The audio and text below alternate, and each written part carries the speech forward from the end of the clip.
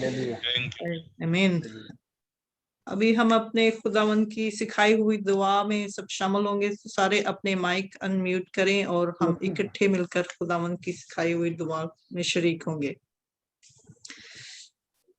आए हमारे बाप जो आसमान पर है, तेरा नाम पाक होना जाए, तेरी बादशाही आए, तेरी मर्जी जैसे आसमान पर होती है जमीन पर भी हो। हमारे रोज की रोटी आज में दे, जिस तरह अपने और कसूरों को कर्ज माफ माफ करते हैं कर्जदारों को माफ तू करते भी हैं हमारे तो कसूरों भी को माफ हमारे कर। कर्ज में माफ कर हमें हमें आजमाइश आजमाइश में में न पड़ने दे ना पड़ने बल्कि दे बुराई बल्कि से बुराई बचा से बुराई बचा से बचा कि कि बादशाह बादशाह बादशाह कुदरत कुदरत हमेशा और तेरे इख्तिलाफ जलाल रहे हमेशा हमेशा तेरा तेरे ही हैं रहे। आमीन आमीन आमीन आमीन आमीन। आमीन।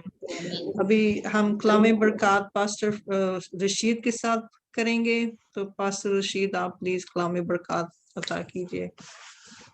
अब हमारे खुदावंद यीशु मसीह का फजल, खुदा बाप की मोहब्बत, रूह कुदस की रफाकत और शराकत अब से लेकर हमेशा तक तमाम ईमानदारों के साथ, कौम बनी इसराइल के साथ, हाजिर जानों के साथ और इस मिनिस्ट्री के साथ आसमानी खुदा अब्दल अबा तक होती रहे। खुदा बाप, खुदा बेटा और खुदा रूह कुदस के नाम से आमीन। आमीन आमीन। खुदावंद में आप सब, खुदावंद की सलामती आप सबों पर कायम और दायम रहे।